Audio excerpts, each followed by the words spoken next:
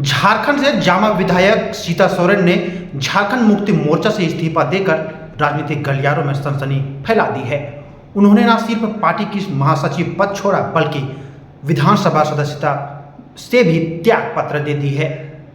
इसके बाद दोपहर दिल्ली में उन्होंने बीजेपी की सदस्यता ग्रहण कर ली है। प्रदेश प्रभारी लक्ष्मीकांत वाजपेयी ने इन्हें पार्टी की सदस्यता दिलाई। इस दौरान उन्होंने बताया कि वह लंबे समय से झामुमो से नाराज चल रही थी। हालांकि चंपई सोरेन मंत्रिमंडल में भी उन्हें जगह नहीं मिल पाई, जिनका उन्हें मुखर होकर विरोध किया था। आइए सुनते हैं बीजेपी में शामिल होने के बाद सीता सोरेन ने क्या कुछ कहा। झारखंड की वरिष्ठ नेत्री और झारखंड के प्रख्यात राजनेता श्रद्धेय शिबू सोरेन जी की बहू एवं स्वर्गीय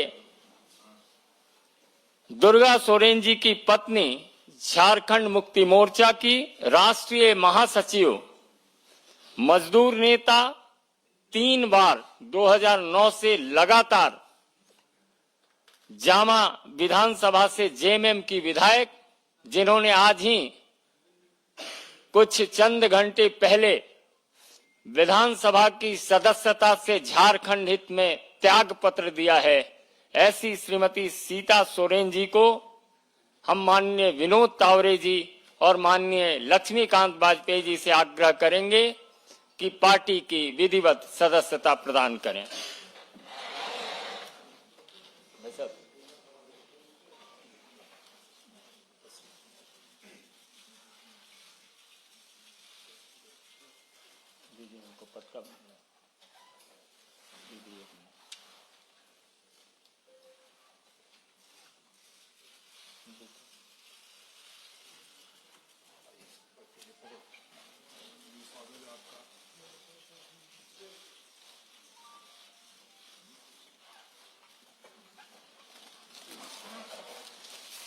आज हम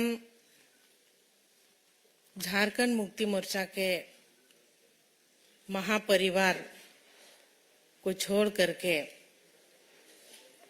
यशस्वी प्रधानमंत्री नरेंद्र मोदी जी के विशाल परिवार में आज हम शामिल हो रहे हैं।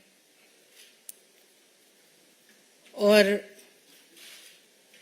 जिस तरह से नरेंद्र मोदी जी का सोच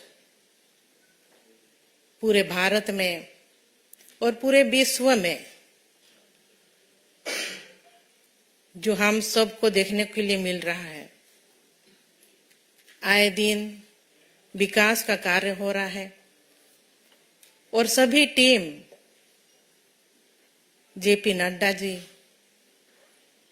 गृह मंत्री अमित शाह जी, देवेंद्र फर्नांडिस जी, दिन रात सभी मिलकर के लगे हुए हैं कि हमारे इंडिया का विकास कैसे हो। इसी दृष्टिकोण को देखते हुए हम लोग आज चुनाव के दिनों में पहुंचे हैं और पूरा इंडिया से हमें सूचना मिल रही है कि लोग, जो कैंडिडेट है, भारतीय जनता पार्टी के ऊपर पूरे तरह से विश्वास रखते हुए इस महापरिवार में, मोदी जी के महापरिवार में आस्था और विश्वास को देखते हुए सभी कोई इस परिवार में जुड़ रहे हैं।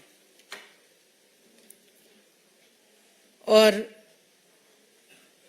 मैंने भी कई संघर्ष किए। झारखंड में 14 साल झारखंड मुक्ति मोर्चा पार्टी में रही।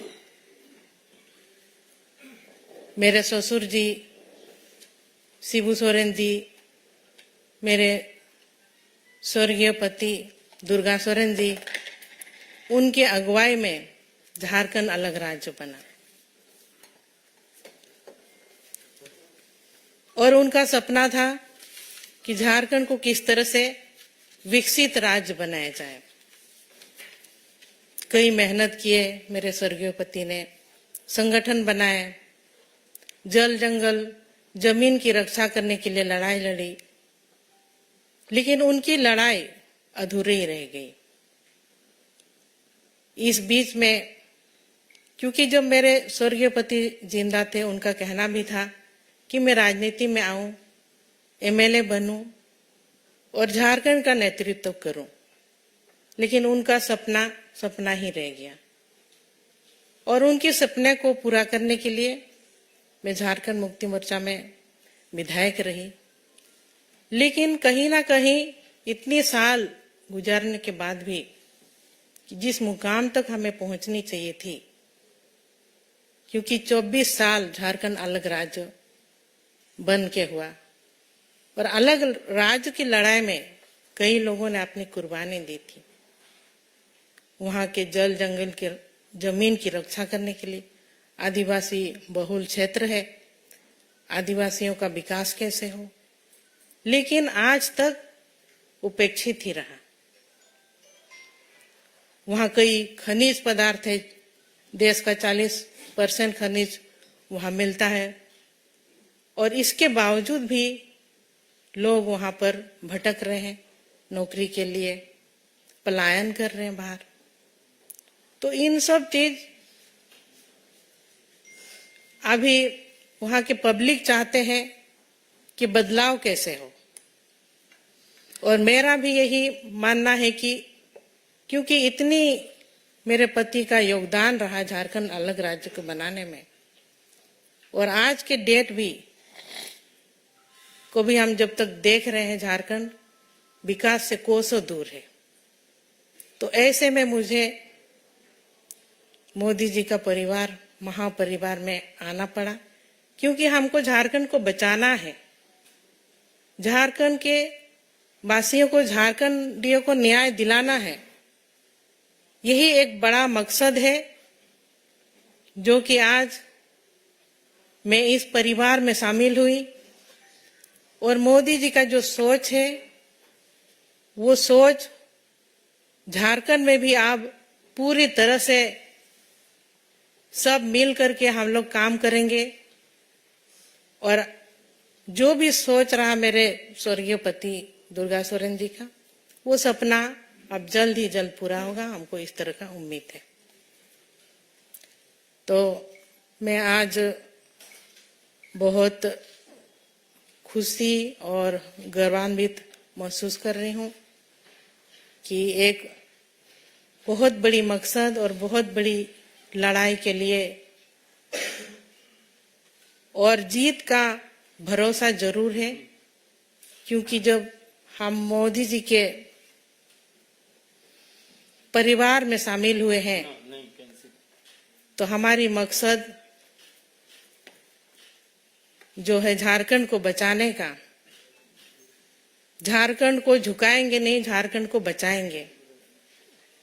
इसके लिए हम भारतीय जनता पार्टी में शामिल हुए हैं, और आने वाले दिनों में हमारी जीत, हमारी जो लोकसभा की 14 सीट है, सभी 14 सीटों में कमल खिलेगा, ये मैं आप सबों से वादा करती हूँ।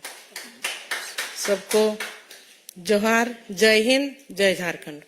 बहुत बहुत धन्यवाद।